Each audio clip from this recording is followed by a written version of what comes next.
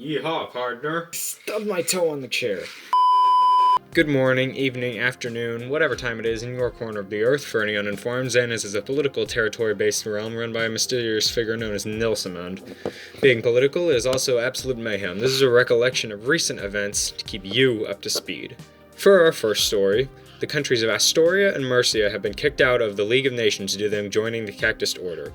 Prior to joining the Cactus Order, Astoria was a long-standing member of the League of Nations, and the leader of Mercia was a strategist for the alliance. Please let me back in, Nilsy. Speaking of alliances, the country of Mercia has departed the Cactus Order, and gone on to be neutral-friendly whilst attempting to be on decent terms with all countries and alliances.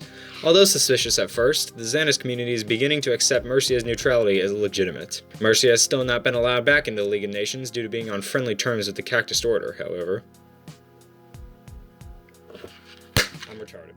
In other news, the Commonwealth of Self-Governing Nations, also known as the CSN, has changed its name to the United Nations of Xanez, or UNX. I will be referring to them by that name from now on.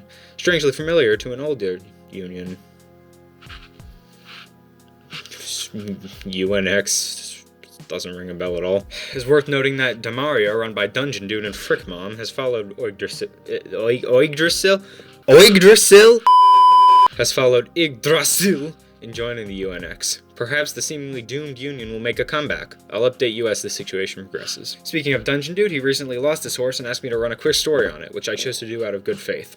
His horse is named Oreo, and there should be an image of it on screen right now. The horse was lost near Ramar on August 11th. If you have any information on it, please contact him on the Xanez Discord. Thank you. Moving on, a recent controversy put the server on edge of a major war. Recently, Skystellar of Stellaria went to Port Elizabeth to do an exchange of pounds for diamonds. After a count of funds in the vault, funds were mixed up and Stellar accused the bank of stealing his pounds. A fierce argument ensued, and after various war threats from both sides, eventually a settlement was agreed upon. Stellar received 4 stacks in compensation for this mix-up. Okay, I have tried reading this like 3 times, and I keep messing it up. I need my glasses. Where are my glasses? Speaking of controversy, screenshots were very recently leaked from the League of Nations Discord, showing Percival and Frickmom talking about G in a very derogatory fashion behind her back. I won't be specific, but let's just say that members of the community were outraged by this event and came to G's back, demanding that the perpetrators be punished. Percival was given a 2-week ban, and Frickmom was given a 1-week ban. As someone who was part of that pissed-off crowd, I think it's safe to say that this event serves as a prime example to why you don't talk dirty behind someone's back, let alone on Xanez.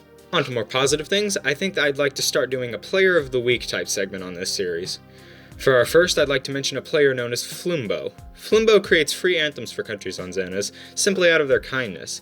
It's neat gestures like this that really deserve a mention. I attempted to get an interview, but unfortunately that they were a bit shy. If you're interested, a playlist of their Xanez anthems can be found in the description. And with that, you should be a tiny bit more updated on the insane events of Xanez. I hope you've enjoyed, and tune in next time for more late information. Cheers. Justice for Walmart!